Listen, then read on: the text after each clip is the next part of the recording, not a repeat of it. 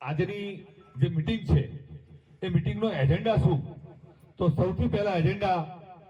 આમ તો જયંતિ કાકા કહી જ દો હવે, પરંતુ થરાદ મીઠા હાઈવે અને ડીસા થરાદ વાવ હાઈવે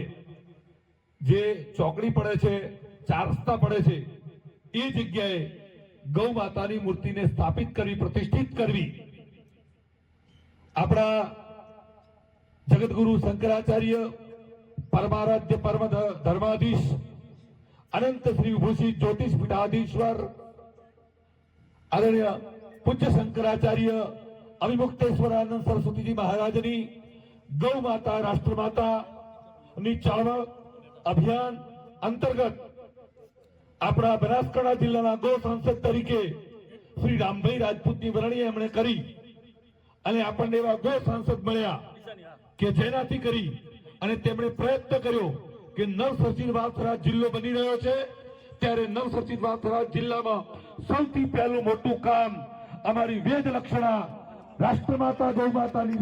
મૂર્તિ ત્યાં સ્થાપિત થાય. આ મૂર્તિ સ્થાપિત કરવા માટેના ભગીરથ પ્રયત્નો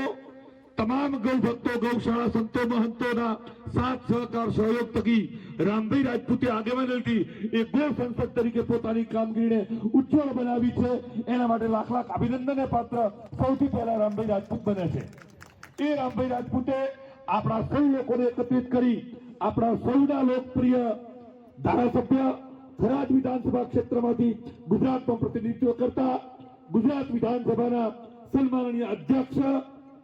ગૌ પ્રેમી, બનાસ ડેરીના માધ્યમથી દેશી ગૌ માતા માટે વિવિધ યોજનાઓ ચલાવી ગૌ માતા માટે વિશેષ પ્રેમ અને આદર રાખતા આદરણીય શંકરભાઈ ચૌધરી સાહેબે તાત્કાલિક અસરથી એ અધિકારીઓને બોલાવ્યા, સ્ટેટ હાઈવેના એક્ઝિક્યુટિવ એન્જિનિયર સહિતના અધિકારીઓને બોલાવી અને સૂચના આપી કે ગૌ ભક્તોની લાગણી છે, ગૌ સંસદ રામભાઈની રજૂઆત છે, સંતો મહંતોની ઈચ્છા છે અને મારો નવો વાવથરાદ